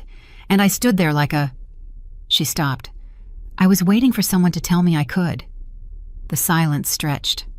Then Sarah said very quietly, "Em, do you know what he did to you?" "I know exactly what he did to me." "No, you don't. You know the facts. You don't know the injury." Sarah's voice was shaking. 12 years, every single time you had an instinct, a man in your house told you it was a symptom. Every time you wanted something, he told you the wanting was the problem. He didn't take your job, Emma. He took the wire between knowing and doing. He cut it. And you're sitting on a floor in Anchorage, furious at yourself for having a severed wire. Emma put her hand over her eyes. "So how do I fix it?" she said. "You don't fix it, you outvote it." "What does that mean?" "It means you're never going to stop hearing him," Sarah said. "That's not how brains work. He's in there. He's going to be in there when you're 80. The question is whether he's the only voice in the room, and right now he is M. He's the only one because you fired everybody else. So what do I... Put someone else in there," Sarah said. "Anne, Ruth, me, I don't care. Next time you feel the hand on your throat, you say a name out loud. Out loud, Emma, with your mouth in front of everybody, and let them think you're crazy. Because that half second where you're waiting for permission, fill it. Fill it with a voice that isn't his." Emma sat on the floor for a moment. "That's the stupidest thing you've ever said to me," she said. "Yeah. It's going to work, isn't it?" "Probably," Sarah said. Day 4 at 10:40 in the morning, Ruth ran the same scenario. Emma's hands went out and the hand closed on her throat, and she heard the door open in the back of her skull, and she opened her mouth and said loud, flat to nobody, "Delgado." The room went absolutely still, and Emma Parker started talking. She talked for 6 minutes without stopping. She called the sequence, she called the doses, she called the timing, she called the things she'd blanked on Tuesday. And when Tobias handed her the wrong size, she said, "No, the next one down cuffed, he's 4," without even looking up. And when it was over, the mannequin was alive and the room was silent, and Ruth O'Colick was standing in the doorway with her arms folded. "What did you say?" Ruth said. "When at the start you said a name." Emma peeled her gloves off. Her hands were shaking so badly she couldn't get the second one. "Delgado," she said. "Why?" "Because for 11 years there's been a man's voice in the half second before I do anything," Emma said, "and I'm evicting him." Ruth looked at her for a long moment. Then she said, "Do it every time, Pen," and walked out. By day 9, Emma was second in the room. By day 12, she was first, and Tobias Reyes, who was 29 and had been kind to her out of pity, stopped her in the corridor and said, "Can I ask you something?" "Sure." "How long were you out?" 11 years. He shook his head. "That's not possible." "It is." "No, ma'am, I mean it's not possible because I've been in it for 4 straight years and you're calling things I don't call." He was almost angry about it. "Where did you learn that thing with the pressure? That's not in the book." "It's in the 2009 book." "What?" "They took it out in 2012, Emma said. "It came back in 2021 with a different name. You learned the new name, I learned the old one." She shrugged. "Turns out being ancient is worth something about 1 time in 50. Tobias laughed, and then he stopped laughing because he looked at her, and something in her face was not laughing at all. "Are you okay?" he said. "Ask me in a month," Emma said. The call came on a Tuesday in the 4th week at 4:52 in the afternoon, and Emma was in the air 90 minutes later with a senior named Grady Voss, who had said maybe 40 words to her since they met. He said one more on the way out. "Weather's turning." "How bad?" "Bad enough that we're not coming back tonight," Grady said. "So whatever you brought is what you have." The patient was 34, and his name was Peter Alec, and he had gone through the ice with a snow machine, and the machine had come down on him, and by the time they got to him, he had been on a floor for 2 hours, with a village health aide holding pressure with both hands and her whole body weight, and she had been holding it for 2 hours, and her name was Marcy, and she was 23 years old, and she had not moved. "How long?" Emma said. 2 hours and 10, Marcy said. Her voice was completely level. "I got the time. I wrote it on my arm." Emma looked at her forearm. There were 4 times written on it in pen. "That's good," Emma said. "That's very good. Don't let go." "I'm not going to let go." "I know you're not." Grady was on the radio, and the radio was doing nothing, and Emma heard him say, "Negative on the transfer, they're grounded." And she heard the sentence, and she felt the hand close on her throat, the whole hand, all of it, and she opened her mouth. "Delgado," she said. Grady's head came around. "What?" "Nothing. Marcy, on my count, you're going to shift your left hand 2 inches lateral, and I'm going to be under it before you finish moving. Do you understand?" "Yes. Don't guess. If you don't understand, say so, and I will not be angry." "I understand." "Grady, I need you on his head." "Doctor." "Grady." Emma didn't look up. "I need you on his head, and I need you to tell me every 15 seconds what you see. And if you disagree with me at any point, I want you to say it out loud immediately, and I will not take it personally, and I will stop and listen. Are we clear?" There was a pause. And Grady Voss, who had watched 11 people wash out of this job and had stopped learning their names in 2019, moved to the head of a dying man and said, "Yes, ma'am." They worked for 4 hours and 40 minutes. The radio came back once at 8:15, long enough for a voice to say the weather would not lift until morning and nothing was flying. And then it went out again for good, and Marcy said, "Doctor," and Emma said, "I heard it," and did not stop. At 9:04, Peter Alec's pressure dropped, and Emma did something with a chest tube and a piece of equipment that Grady would later describe to Ruth O'Callagh twice in detail because he could not stop thinking about it. At 9:40, he stabilized. At 11:30, Emma was still on the floor beside him, awake with 2 fingers on his wrist because she did not trust the machine, and the machine was the only one they had. At 1:15 in the morning, Marcy Alec, who had not left the room, either said quietly, "You didn't ask if he was my brother." Emma didn't look up. "I know." "How?" "Because you wrote the times on your arm," Emma said. "People do that when it's family. When it's a stranger, they trust the clock." The room was quiet. "He is," Marcy said. "I know." "You knew for 4 hours." "Yes." "Why didn't you say anything?" And Emma Parker, 41 years old, sitting on a floor at the edge of the world with her fingers on a stranger's pulse, said, "Because you were doing your job perfectly, and if I'd said it out loud, you'd have had to be his sister instead. I wasn't going to take that from you until he was safe." Marcy Alec started to cry, then silently, and did not move her hands until dawn. The plane came at 6:20. At 6:45 in the air, with Peter Alec's stable on a board between them, Grady Voss finally looked across at her. "Parker." "Yeah." "That thing you said. At the start." "Delgado." "Who's Delgado?" Emma looked out at the light coming up over 400 miles of nothing. "She's the woman who told me I was allowed," Emma said. Grady nodded slowly like that was a perfectly ordinary answer. Then he said, "Ruth's going to ask me for a report." "I know. You want to know what I'm going to say?" "Not really." "I'm going to say I've been doing this 19 years, Grady said, and last night was the first time I ever watched somebody get better at this in real time. Hour by hour. You were slow at 7. You were not slow at 9. He shook his head. You want to tell me what I was actually looking at? And Emma, who had not slept in 26 hours, who had a dead man's brother alive on a board at her feet, who had signed away 12 years of her life in a kitchen 6 weeks earlier, and walked out into the rain with a broken suitcase, said the only true thing she had. You were watching a woman find out she was never the problem, she said.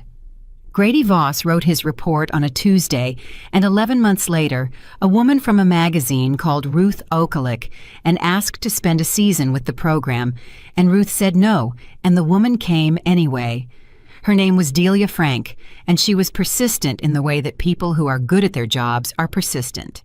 And she flew out to Bethel in March and stayed 6 weeks and did not write about Emma Parker at all. She wrote about Marcy Alec. The piece ran in October under the title, The Woman with the Times on Her Arm, and it was about village health aides, and it was 11,000 words long, and Emma appeared in it exactly 4 times, and one of those times was a photograph she had not agreed to and had not known was taken.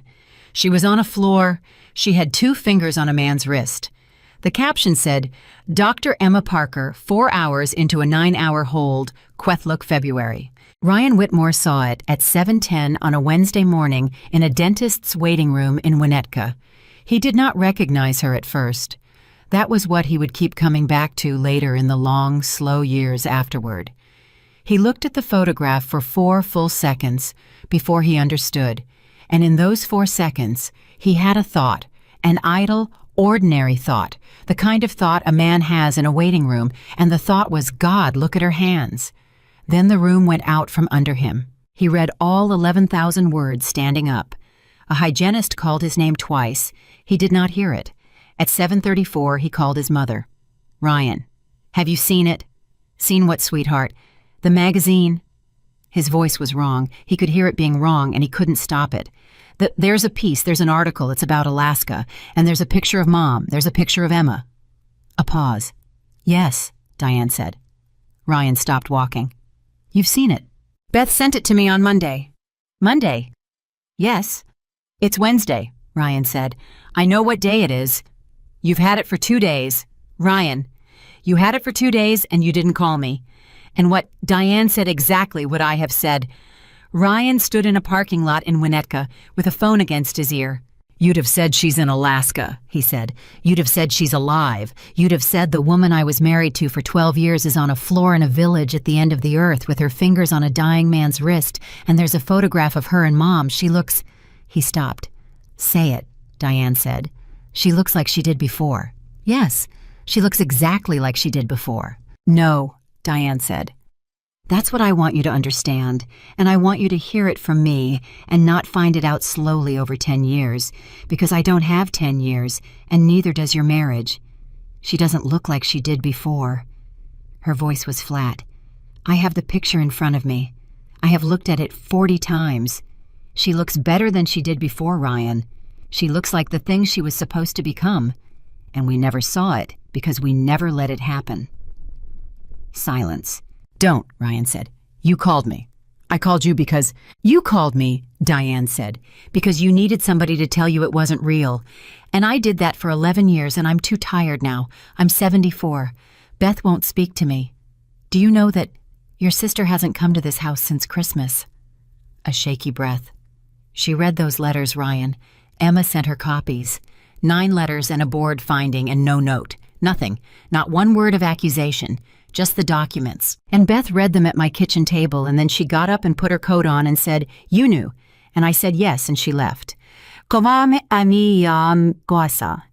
hand was shaking. When, he said, 11 months ago. You never told me. No, Diane said. I didn't, because you'd just gotten engaged, and I thought that boy deserves 1 good year. She laughed once, and it was awful. I did it again. Do you see it? I did the exact same thing again. 11 years later with my own son, and I did it in the same voice. At 6:50 that evening, Ryan came home, and Vivian Cole was standing at the counter with the magazine open in front of her. He stopped in the doorway. Neither of them said anything for a long moment. You've read it, he said. Twice. Vivian? Sit down, she said. Viv? Ryan. She didn't raise her voice. She never raised her voice.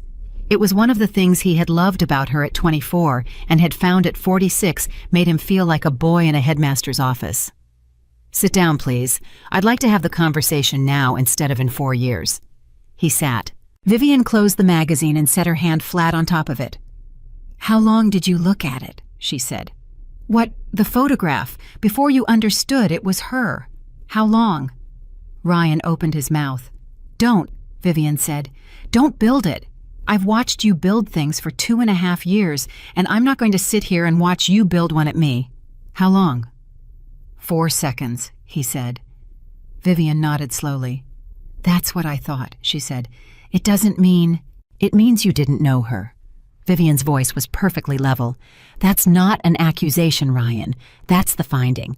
You lived beside that woman for 12 years, and you looked at a photograph of her face for 4 seconds, and you did not recognize it. And I'd like you to understand that I've known that about you since March, and I've been waiting because I wanted to see how long it would take." Ryan stared at her. "Since March. March. What happened in March?" Vivian looked at him for a moment. "You talked about her in your sleep," she said. The kitchen was silent. "That's not... You said it's in the box." Vivian's face didn't move. "You said it twice. And then you woke up and you said, 'What?' And I said, 'Nothing, go back to sleep.' And you did. And I lay there until it got light." "Vivian. So I went and looked," she said. Ryan went white. "It's still in the closet, Ryan. On the shelf. In our house." Her hand was shaking now just slightly, and she pressed it harder against the magazine to stop it. "You moved it. You packed it in a box in Chicago, and you drove it here, and you put it on a shelf in the bedroom you sleep in with me." "Viv." 9 letters, Vivian said, "and a copy of a board finding, and the license renewals, all 5 of them. You kept the receipts, Ryan. You kept the receipts of the thing you did to her, and you carried them to my house." Ryan couldn't speak. "I sat on the floor of our closet and I read all of it," Vivian said. "It took 2 hours, and when I got to the end, I understood something that I want to say out loud exactly once, and then never again, because I don't think I can survive saying it twice." She looked up at him. "You didn't leave her for me." "That's not true. You left her because you couldn't stand being in the room with her anymore," Vivian said. "Not because you stopped loving her. Because every single day you had to look at a woman you'd stolen a life from, and she was kind to you, and that was intolerable. And I wasn't a woman, Ryan. I was an exit." The sound Ryan made was not a word. "And here's the part that I actually can't forgive," Vivian said, and her voice finally cracked. "It's not that you used me. People get used. I'm 46. I've been used before I'll survive being used." She wiped her face with the back of her wrist angrily, like she resented the interruption. "It's that you knew. You've known the whole time. You renewed her license 5 times, so don't sit there and tell me you were confused. You're the most deliberate man I've ever met. You did all of it on purpose, and then you spent 12 years acting surprised." "Vivian, listen to me. I've listened to you for 2.5 years, she said. "Do you know what you talk about?" He stopped. "Do you?" she said. "Vivian." "Her." Vivian stood up. "You talk about her, constantly. You talk about her at breakfast. You talk about her in the car. You've told me the story of the night she signed the papers 11 times. Ryan, 11 times, and every single time it's slightly different because you keep rewriting it, looking for the version where you come out, okay." She was crying now, and she did not care. "I told her that. Did you know that on the phone that night in her kitchen? I told her you never stopped talking about her, and I said it to hurt her because I was a coward, and I wanted to win something. And she..." Vivian stopped. "What?" Ryan said. "She asked me a question." "What question?" "She asked me how much of you I actually wanted back." Vivian's voice went to pieces. "The memory or the man? And I hung up on her, and I've been answering that question for 2.5 years every single day at breakfast in the car." She had to stop. Ryan reached for her. "Don't touch me," Vivian said. He froze. "I'm going to say the last one now," she said. "Then I'm going to my sister's." "Viv, please." "When I was 24, Vivian said, I thought you were the most extraordinary man I'd ever met. And I've spent 2.5 years finding out that I wasn't wrong. You are extraordinary, Ryan. That's the tragedy. You are actually as good as I thought you were, and you took a woman with the best hands anyone had ever seen, and you made her small on purpose over 11 years in 100 small decisions in a driveway. And then you kept her paperwork current so you could tell yourself a story. She picked up her keys. I wasn't competing with Emma Parker. I understood that in March. I've been competing with the memory of a woman you destroyed and then missed. At the door, she stopped. Ryan. He didn't look up. Send her the box, Vivian said. The conference was in New York in April, and Emma did not want to go. You're going, Ruth said. Ruth. You're going because I'm 60 and I have a bad hip and I'm not standing on a stage in New York explaining village trauma protocols to a room full of people who've never seen a village, and you're the only person in this program who can say the word aid without sounding like she's describing a houseplant. Ruth handed her a folder. 20 minutes, then a panel, then you come home. Who's on the panel? 4 department chairs and a woman from the magazine. Delia. Ruth, I didn't consent to that photograph. I know, and she knows, and she spent 11 months feeling bad about it, which is why she pushed to get you the slot, which is why you have a slot. Ruth shrugged. That's how it works. People do the wrong thing, and then spend a long time trying to make it into the right thing. Sometimes it even lands. Emma looked at her. Go, Ruth said. Say the true thing. That's your whole gift, Parker. You've never been especially charming. You just say the true thing at 9 in the morning. She spoke at 2 o'clock on a Thursday. She spoke for 22 minutes, and she did not use a single slide because she had never learned how, and at the 18-minute mark, she said something that 400 people would repeat for a year. There's a woman named Marcy Alloc, Emma said, who held pressure on her brother's femoral artery for 2 hours and 10 minutes before I got there. She wrote the times on her arm in pen. And I want to be extremely precise about something because I've read what people wrote about this, and they got it wrong in a way that's flattering to me and insulting to her. She looked out. I did not save Peter Alloc's life. I finished it. His sister saved his life. She saved it for 2 hours and 10 minutes with her body weight and a ballpoint pen alone, and then I flew in at the end and did the part that requires a medical degree, which was, I'd estimate, about 9% of the work. A room of 400 people was completely silent. The reason I'm telling you this, Emma said, is not humility. I'm not humble. Ask anyone I've ever worked with. I'm telling you because there is a story that this profession loves, and it's the story where the doctor arrives, and I need you to understand that the doctor arriving is almost never the moment. The moment happened 2 hours earlier, and it happened to a 23-year-old with no medical degree and no backup. And if you build a system that only funds the arriving, people will die on floors while your helicopter is grounded. She got off the stage at 2:22, and there was a man standing at the bottom of the stairs. She saw him from 4 steps up. She did not stop walking. Emma? She reached the bottom. Emma, please. 2 minutes. Emma Parker looked at her ex-husband for the first time in 2 years and 4 months. You look tired, she said. Ryan laughed. It came out cracked. Yeah, he said. Yeah, that's fair. That wasn't a barb. You look tired. I say it 40 times a day. It's an occupational tic. She shifted the folder. 2 minutes for what? I just want to talk. About what?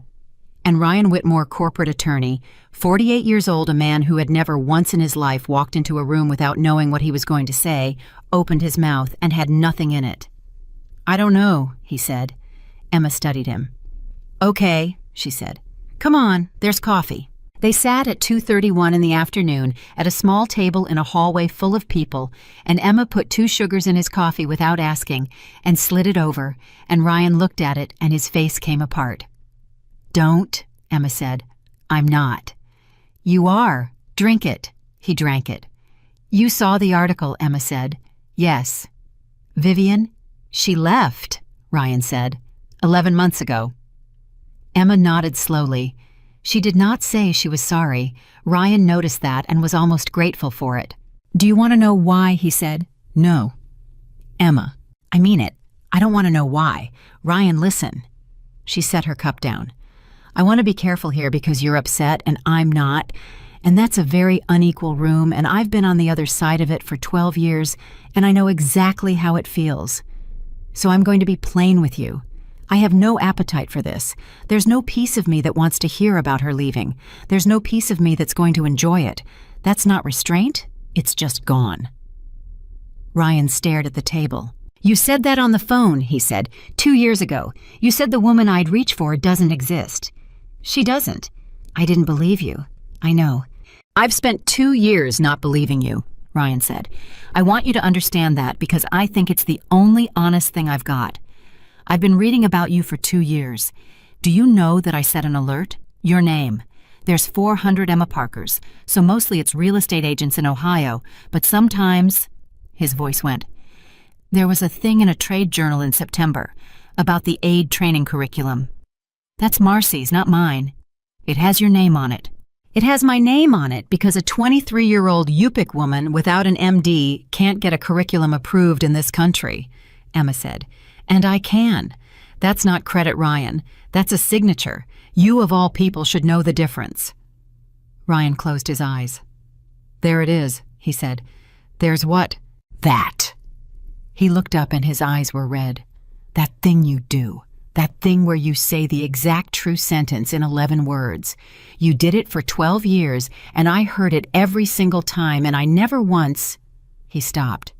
Emma, I want to say something, and I need you to let me get to the end of it. Go. I'm not going to ask you for anything. Okay? I mean it. I'm not going to ask. I know exactly what I did. I've known the whole time, which is worse, and I know that it isn't the kind of thing where a man says a good enough sentence and gets forgiven. He wrapped both hands around the cup.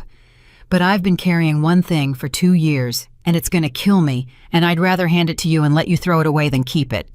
Say it. April 9th, Ryan said. I sat in the driveway for 40 minutes. I know. You don't know what I decided? Emma went still. I decided to tell you, Ryan said. The hallway was full of noise, and Emma Parker heard none of it. I sat in that car and I read it 4 times, and I decided to tell you, he said. I got out of the car, I had it in my hand, I walked up to the door, and I could hear you through the door, Em. You were humming. His face was wet, and he did not wipe it. And I stood there with my hand on the door, and I thought one more week of this, and then I'll tell her. And I put it in my coat. Ryan, 1 week, he said. That's what I chose, not 11 years. I never once chose 11 years. I chose 1 week 400 separate times, and I want you to know that because I think it's the only thing I understand now that I didn't understand then. He looked up. There was never a day I decided to ruin your life. There were 400 days I decided to be comfortable for 7 more days, and that's the same thing. Emma, it's exactly the same thing, and it's worse because a man who ruins your life once is a monster, and you can hate him. I did it in installments so small that even I couldn't see them. Emma sat back. She was quiet for a long moment. Thank you, she said. Ryan's head came up. I mean it, she said. That's the truest thing you've ever said to me, and I've been waiting for it for 13 years, and I want you to know I heard it. She looked at him steadily. And Ryan, it changes nothing. I know. No, I need you to actually hear it, because you're going to leave here, and you're going to spend 6 months turning that sentence over looking for the door in it, and there's no door. Her voice was gentle. It was so gentle, it was almost unbearable. You're not forgiven. You're understood. Those aren't the same, and I'm never going to give you the other one, and I want to tell you exactly why, because you deserve the reason. He waited. Because forgiveness is a transaction, Emma said, and you'd spend it. You'd take it home and you'd feel lighter, and in a year you'd be a man who'd been forgiven, and Ryan, you'd start again. Not with me, with somebody. Because the thing in you that opened my mail isn't remorse-shaped, it's comfort-shaped. And comfort doesn't learn from being forgiven. It learns from carrying something. Ryan didn't move. So carry it, Emma said. That's my answer. Carry it your whole life. That's not cruelty. That's the only thing I can give you that might actually work. Emma. And here's the other half, she said, because I'm not going to leave you with only that. She leaned forward. I got it back. Ryan looked up. That's what I want you to know, Emma said. Not to hurt you. It'll hurt you, but that's not why. I got it back. My hands are still my hands. I was 41 and I sat on a floor in Anchorage, convinced I'd been hollowed out and I hadn't been Ryan. You didn't take it. You couldn't. It was never yours to take. Her voice didn't shake at all. You took 11 years. That's real and it's enormous, and I'll be angry about it in some quiet way until I die. But you didn't take her. She was in there the whole time. She was in there while I picked out napkins for your mother's gala, and she was in there when I sat on the bathroom floor at 2 a.m. and asked you what was wrong with me, and she was in there in the driveway in the rain with a broken suitcase, and she is sitting across from you right now drinking a bad coffee. Ryan put his hand over his mouth. That's the thing I actually needed to say, Emma said. It's the only reason I sat down. Everything else is bookkeeping. There was a long silence. The box, Ryan said. What? I sent it 2 weeks ago to the Anchorage address. Everything, Em. The letters, the finding, the renewals, all of it. Every piece of paper I ever kept from you. Emma nodded slowly. I got it, she said. He stopped. You got it 9 days ago. You didn't say anything. No. Did you open it? Emma looked at him for a moment. I gave it to Ruth, she said. Who's Ruth? She runs my program. She's 60. She's the most frightening woman I've ever met. Emma picked up her cup. I gave it to her unopened, and I said, go through this and tell me if there's anything in it I need. And she called me back the next day and she said there was one thing. What? A photograph, Emma said. Of me, from 2009, in scrubs outside the ambulance bay at 6 a.m. after a bad one. Sarah took it. I don't remember it being taken. She turned the cup slowly. Ruth said, there's one thing in here that belongs to you, and it's not any of the paper. And she mailed me the photograph, and she burned the rest. Ryan sat absolutely still. She burned it, he said. In a barrel. She sent me a video. She's 60, and she doesn't know how to end a video, so it's 4 minutes long and 40 seconds of it is her figuring out the phone. Emma, I've watched it 11 times, Emma said. Ryan laughed.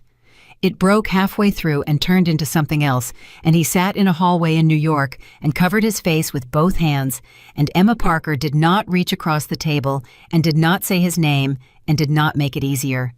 She let him have it. That in the end was the last gift she ever gave him. She let him feel the whole thing all the way down without a single word of comfort, because comfort was the poison, and she was the only person left alive who knew it. At 2:58, she stood up. I have a panel, she said. Ryan looked up. His face was wrecked. Emma. Yes. Was there ever a version, he said, where I said it, in the driveway, where I walked through that door and handed it to you? Emma stood there with her folder under her arm. Yes, she said. What happens? I go back to work, Emma said. I run the night float. I'm home by 8 most mornings. You're asleep.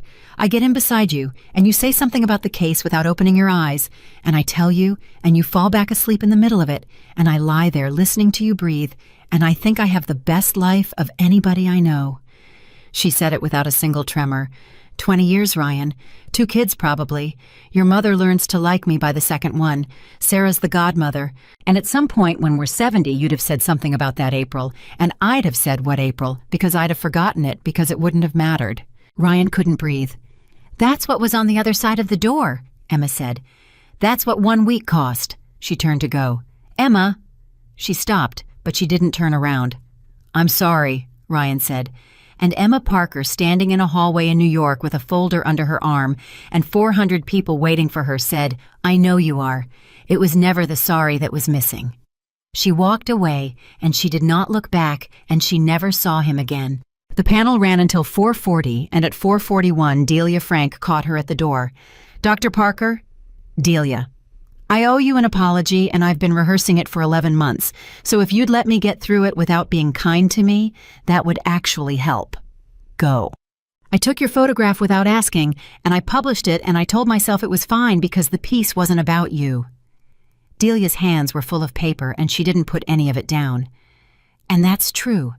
And it's also not why I used it. I used it because it was the best image I had, and I wanted the piece to be read. Emma looked at her for a second. Okay, she said. That's it. What do you want me to do, Delia? You're right, and you said it out loud in under 30 seconds. I've been waiting 13 years for somebody to do that. Emma shifted the folder. You want absolution? I don't do that anymore. You want a second one that I'll consider. A second what? Peace, Emma said. Marcy's curriculum. It's in front of the state board in August, and it's going to die there because it's got my name on it. And everybody in that room will assume it's mine. And the second they think it's mine, they'll fund the doctor part and cut the aid part because that's what they always do.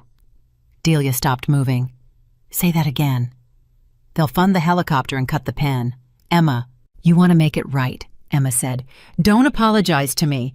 Go to Kwethluk in August and write down what a 23-year-old does in the 2 hours and 10 minutes before the helicopter isn't coming. And put her name on it.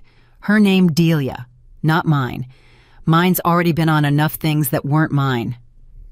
Delia Frank looked at her for a long moment. You know they'll say you're being modest, she said. They can say whatever they want. They'll write it as humility. It'll make you more famous, not less. Then let it, Emma said. I'm 44. I've spent 11 years being small on purpose for a man's comfort. I'm not going to spend the rest of it being small on purpose for my own. She got back to Anchorage on a Saturday, and Ruth Okalik was standing in the doorway of her office with her arms folded. You're back. I'm back. Sit down. Ruth. Sit down, Parker. Emma sat. Ruth closed the door, which she never did, and Emma felt the whole room change. I got a call, Ruth said. From who? From a chair of emergency medicine in Chicago. Emma's face didn't move. He watched you speak, Ruth said. He said, and I'm quoting because I wrote it down out of sheer spite, he said, we'd like to talk to Dr. Parker about a directorship. It's a big program. It's a serious program. She's wasted out there. Emma laughed. It came out flat. Wasted, she said. That's what he said. Which hospital? Ruth told her. Emma sat very still. That's Mercy Lake, she said. Yes, that's my hospital. Yes, that's the hospital that stopped calling me in 2015, Emma said, because a man on my telephone told them I'd made my decision, and not one of them ever drove 20 minutes to my house to check. I know. They wrote 9 letters, and then they let a lawyer's voice end it. Emma. 11, Emma said. Anne called twice more. It's 11. Ruth waited. Say the rest, Emma said. He asked me if you were bitter, Ruth said. Emma's head came up. That was the actual question. He said, between us, Ruth, is she bitter? Because there's a version of this story where she's bitter and I can't put a bitter person in front of a department. Ruth's voice was perfectly level, and her eyes were not. I said, she held a man's wrist for 9 hours in a room with no radio because she didn't trust the monitor. You go ahead and tell me what that is. Emma didn't say anything for a moment. What did he say? He said that wasn't an answer. He's right, Emma said. It wasn't. No, Ruth agreed. It wasn't, so answer it. Emma stood up. She walked to the window and stood there with her back to the room for a long moment. Am I bitter? She said. Yes. Ruth, I want to be honest with you, because you've never once been anything but honest with me, and I'm not going to start being charming at 44. Emma turned around. Yes, some days. There's a woman who lives in the back of me, and she's 41, and she's sitting on a suitcase in the rain, and she's never getting up, and she's furious, and she will be furious when I'm 80. Ruth nodded slowly. So the answer's yes, she said. The answer's yes, Emma said. And here's the part he actually needed and didn't ask for. She doesn't run anything. She's not allowed near the radio. She's in there and she has an opinion about everything. And I let her have it because she earned it, and then I go to work. Emma sat back down. That's what I'd have told him. He wouldn't have liked it. No, Ruth said. He wouldn't. He wanted you to say no. I know he did. Everybody in that job says no, Ruth said. Every single one of them says, oh, I've moved past all that, and they say it in the interview, and then 4 years later, they're screaming at a resident about a supply cart at 2 a.m, and nobody understands why, including them. She leaned back. The bitter ones who know they're bitter are the safest people in the building, Parker. It's the ones who've moved past all that you have to watch. The silence sat there. Are you taking it? Ruth said. No, don't answer fast. I'm not answering fast. I answered this in a hallway in New York 11 months before he called. Why not? And Emma said, because they'd fund the helicopter and cut the pen. Ruth O'Colick looked at her for a long, long moment. Then she reached into her desk drawer and took out a folder and slid it across. What's this? My retirement, Ruth said. Emma didn't touch it. Ruth. 2 years. I've got a bad hip and a worse shoulder, and I've been doing this 31 years, and I am not going to be the woman who stays 4 years too long and screams at somebody about a supply cart. Ruth folded her hands. I don't want you to answer today. I want you to know the question exists, because I've had 11 people in this chair over 31 years who I thought could do this, and every one of them wanted the helicopter. Emma stared at the folder. I'm 3 years back, she said. 3 years, Ruth. I've got an 11-year hole in the middle of my career. Yes, you'd give it to a woman with a hole in her. Parker, Ruth said. The hole is the qualification. Emma looked up. You think I'd hand this to Tobias? Ruth said. He's brilliant. He's 32 and he's brilliant, and he's never once in his life had somebody take something from him and tell him he gave it away. He can't see it. He looks at Marcy Alec, and he sees a very good aide. You look at Marcy Alec and you see somebody standing exactly where you stood 3 feet from the thing she's good at with a room full of people about to explain to her why she can't have it. Emma's hand was over her mouth. That's not sentiment, Ruth said. That's operational. 40% of my people wash out, and it's never the medicine. It's the second week when a man dies right and they can't hold it. You know how to hold something for 11 years. She shrugged. Turns out that's a skill. It was just pointed at the wrong thing. Emma sat there with her hand over her mouth. Say something, Ruth said. I need to call Sarah. Of course you do. Sarah Mitchell picked up on the second ring at 9:40 at night. Talk. Ruth offered me the program. There was a crash on the other end, and a word Sarah did not usually say, and then say that again. Ruth offered me the program in 2 years, when she retires. Emma. Sarah, say something useful. I'm trying to figure out how to say this without crying, because if I cry, you're going to make a joke, and if you make a joke, I'm going to have to drive to Alaska. Sarah. Take it, Sarah said. That's it. That's your whole analysis. You spent 9 days telling me I'd die up there. I was right. You almost did. Sarah's voice was thick. Do you know what you said to me on that floor in Anchorage 9 seconds? You said I was waiting for someone to tell me I could. I remember. Somebody just told you you could, Sarah said. Ruth O'Colick, 31 years. That woman doesn't hand things to people. She doesn't even hand you a pen. Sarah's voice broke completely. Emma, she just told you you could. Don't stand in a hallway for 11 years waiting for a better one. Emma sat down on the edge of her bed. Sarah. What? I'm scared. Good, Sarah said. Delgado would be scared. That's the price of comprehension. She told you that on the phone, and you've been carrying it around like a rock in your shoe ever since, so don't pretend you don't know. How do you know she said that? Because she said it to me in 2009, Sarah said, and I've never forgotten it either. Anne Delgado died in November at 77, in her own bed having worked until August, which was exactly what everyone who had ever met her would have predicted. Emma found out in a text from a woman she'd never met a resident who'd been asked to send it, and she stood in a hallway in Bethel and read it 4 times. The service was in Chicago, and Emma flew in on a Tuesday. She was not asked to speak. She had not expected to be. She was one of maybe 300 people, and she sat in the 4th row from the back and did not tell anyone she was there. At the end, a woman found her. Dr. Parker. Yes. I'm Grace. I was her last chief. She left something. The woman held out an envelope. She wrote about 40 of these in September. She had a list.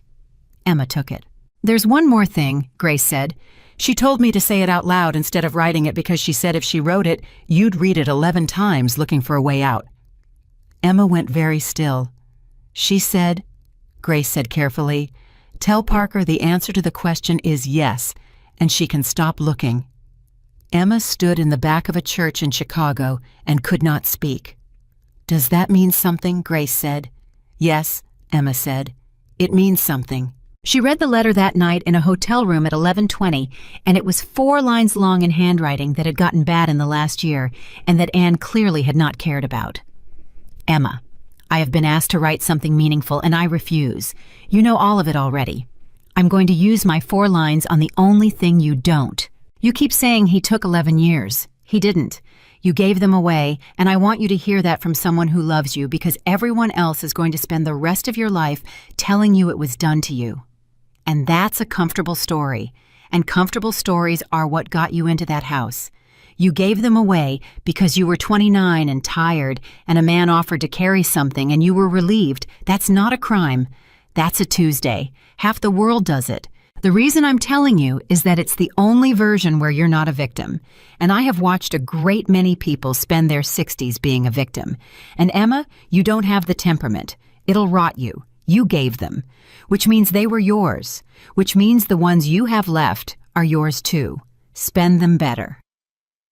A.D. Emma sat on the edge of a hotel bed and read it 11 times. Then she laughed out loud alone in a hotel room in Chicago because Anne Delgado had known she would. She took the program in the spring 2 years later at 46. The first thing she did was fire the helicopter. Not literally, but that was how it got told, and she never corrected it because it was true enough. She went in front of a state board in August with Marcia Look sitting beside her, and a proposal that moved 40% of a budget away from transport and into aid training, and a man in the third row said the word unproven, and Emma said, "It's not unproven, it's unfunded." Those are different words, and I'd like the record to show which one we're actually discussing. They approved it 8-3. Marcy Alec got her name on it. First author, Emma was fourth. Tobias Reyes, who was 35 now and had stopped glancing at her like she was somebody's mother about 4 years ago, caught her in the hall afterward. Fourth. You wrote 60% of that. I wrote 60% of the sentences, Emma said. That's not the same as writing 60% of the thing. Marcy knows something I don't know, and I'll never know it, and I can either put my name on it or I can be the last person who ever gets to learn it from her. Tobias shook his head. You know they're going to write about this. Probably. They're going to say you're humble. Yes. Are you... Emma stopped walking. No, she said. Tobias, I'm the least humble person you've ever met. I sat in a room for 11 years and let a man tell me what I was, and I'm never doing it again as long as I live, and everything I do now looks like humility, and it isn't. It's the opposite. She started walking again. Humility is when you don't think you're worth much. What I've got is that I know exactly what I'm worth down to the decimal, and it's not the 4th slot, and I put myself there anyway, because I'm the only one in the room who can afford to. She was 51 when she found out Ryan had died. It came the way everything came now sideways from a person she didn't know.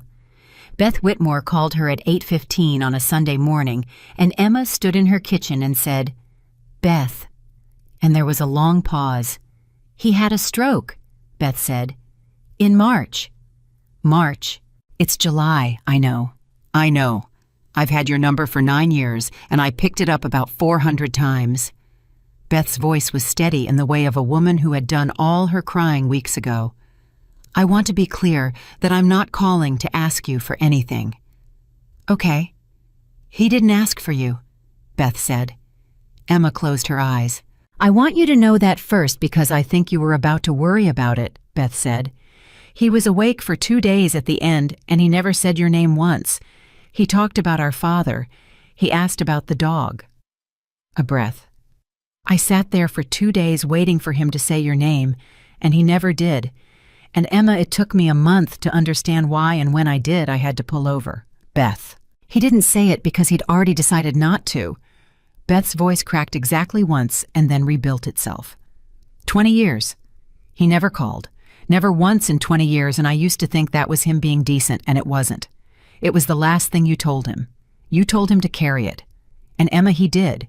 He carried it for 20 years, and he took it into the ground, and he did not put it down on you at the end when he could have, when everybody would have let him. She stopped. "It's the only thing my brother ever did right, and it took him his whole life." Emma stood in her kitchen with her hand flat on the counter. "Beth," she said, "was he alone?" "No, I was there. My kids were there." Diane. She died in 2019. I didn't know that. No, Beth said. You wouldn't have. Nobody told you. A pause. She asked for you. Emma didn't move. At the end, Beth said, she asked for you twice, and I want you to know that I lied to her. I sat there and held my mother's hand and told her you were coming and you weren't because I never called you because I decided that she didn't get to have you. Beth's voice went hard and then went soft. I've thought about that for 7 years, and I'd do it again. The line was quiet. Beth, Emma said, can I tell you something? Yes. When you sat in my kitchen in September and cried about your husband, and I made you tea. Emma, I'm not saying it to hurt you. Listen. Emma's voice was even. You knew. You knew about Vivian, and you sat in my kitchen, and you let me take care of you anyway. And I've carried that for 20 years, and I want you to know that I've decided something about it, and I want you to have it, because I think you've been waiting 9 years to be told. Beth was crying now silently. You were 29, Emma said, and you were drowning, and your family had a rule, and the rule was that nobody says the true thing out loud. That rule was older than you. Your mother built it. Your brother lived in it. You didn't invent it, Beth. You just didn't beat it. And I've spent 20 years around people who couldn't beat things that were bigger than them, and I've stopped calling that evil. It's just how most people are. A pause. You sent me the letters back. You put your coat on in your mother's kitchen and you said, you knew, and you walked out and you never went back. That's the whole ledger. That's you beating it. 19 years late is still beating it. Beth Whitmore cried on the phone for a while, and Emma did not fill the silence. There's a box, Beth said finally. Emma's whole body went cold. No, she said. Emma, no, Beth. I know exactly what you're about to say, and the answer's no. He wrote you letters. I know he did. You know? Of course I know, Emma said. Beth, I've known since the day I walked out of that house. He's been writing me letters for 20 years and never sending them, and there's a box, and it's on a shelf, and now you found it, and you think it's my inheritance. Her voice was completely steady. It isn't. It's his. Burn it. Emma, some of these, burn it. There's one from the week you left, Beth said. It's 11 pages. Beth, Emma sat down. Listen to me, because I'm going to say this once and I'm never going to say it again, and then I'm going to hang up and you and I are going to talk again in a month about something ordinary, because I'd like that and I think you would too. Okay. That man wrote me letters for 20 years and never sent one, Emma said. That's not love. It's the same thing he did with my license. He kept a door open so he could tell himself he wasn't a man who closed one. 11 pages in a box on a shelf is not a letter, Beth. It's a receipt. He wrote it for himself so that at some point in the future, someone would find it and know he had feelings. Her voice softened, and that was somehow worse. He spent his whole life doing the private version of the right thing, renewing the license instead of telling me, writing letters instead of sending them, deciding in a driveway alone over and over, and never once walking through a door and handing me a piece of paper. So you don't want to know what's in it? I know what's in it, Emma said. It says he's sorry. Silence. It was never the sorry that was missing, Emma said. Burn it. She hung up. And then Emma Parker, 51 years old, stood in her kitchen for a while and did not feel triumphant, and did not feel light, and did not feel free. She felt tired. She called Sarah. Talk. Ryan's dead. A pause. Since when? March. How do you feel? Tired, Emma said. Yeah, Sarah said. That sounds right. Sarah, I thought I'd feel something. You are feeling something. You're feeling tired. A rustle. You've been waiting 30 years for a feeling with a name on it. It's not coming. That's not how it works. The big ones don't announce themselves, they just make you tired at 8 in the morning on a Sunday for no reason you can explain. Emma laughed. It came out wet. Do you want me to come? Sarah said. No. I'll come. Sarah, I have 11 weeks banked because I have no life, Sarah said, which is the exact sentence I said to you 30 years ago, and I want you to know I've been saving it. Emma put her hand over her eyes and laughed until it turned into the other thing. "Come," she said. They gave her a chair at 62, not a hospital chair, a university-endowed one in remote and austere medicine, a field that had not existed under that name when she was 29, and there was a lecture and a plaque, and Emma stood in a room full of 400 people and did what she had always done. She said the true thing at 9 in the morning. "I want to talk about the 11 years, she said. The room went very quiet because everybody in it knew, because it had been written about badly for 30 years. "There's a version of my life you've all read," Emma said. "In that version, a man took 11 years from a woman, and she got them back. It's a good story. It's on the internet in about 9 languages.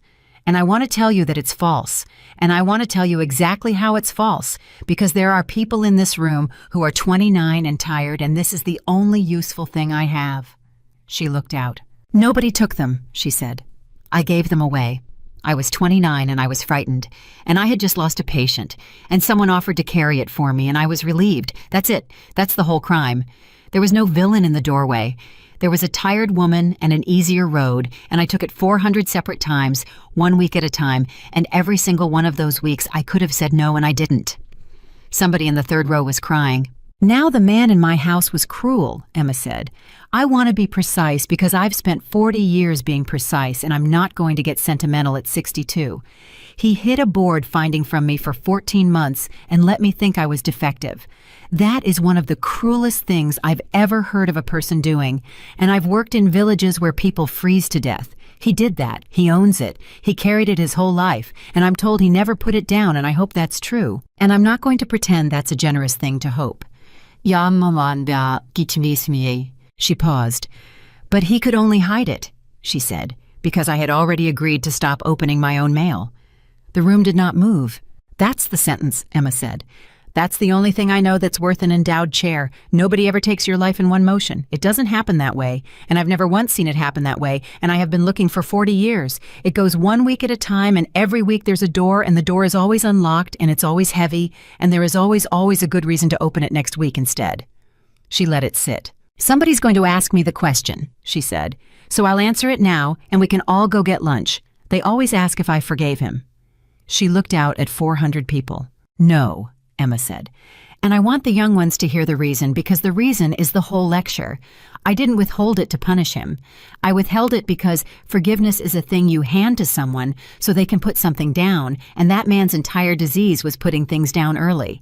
He put down my career because carrying it was uncomfortable. He put down the truth in April because carrying it was uncomfortable. Everything that man ever destroyed, he destroyed reaching for comfort. Giving him comfort at the end would have been the last cruelty. And I loved him for 12 years, and I wasn't going to do that to him. She picked up her notes and did not look at them. "People ask what the revenge was," she said. "They want it to be the stage or the chair or the program or the fact that his marriage failed. And I'll tell you the truth, and then I'm finished. There wasn't any. I never took a single thing from that man. Not his house, not his money, not his name in a courtroom, not $1. He died in a bed with his sister holding his hand, and I did not attend." She stopped. "The revenge," Emma said, "was that at 41 on a floor in Anchorage with 9 seconds gone and my hands shaking, I found out he had never touched the thing that mattered. He had 11 years and my mail and my license and my telephone and my whole entire life in his hands, and he could not reach it. Nobody can. Not him, not you, not anybody who ever tells you what you are." Her voice did not shake at all. "It was in there the whole time. It was in there while I picked out napkins. And on the day I finally went looking for it at 41 with a broken suitcase and no plan, it was exactly where I left it, and it had been waiting for me the entire time, and it did not hold one single day of it against me." The room was absolutely silent. "That's all," Emma Parker said. "Go open your mail."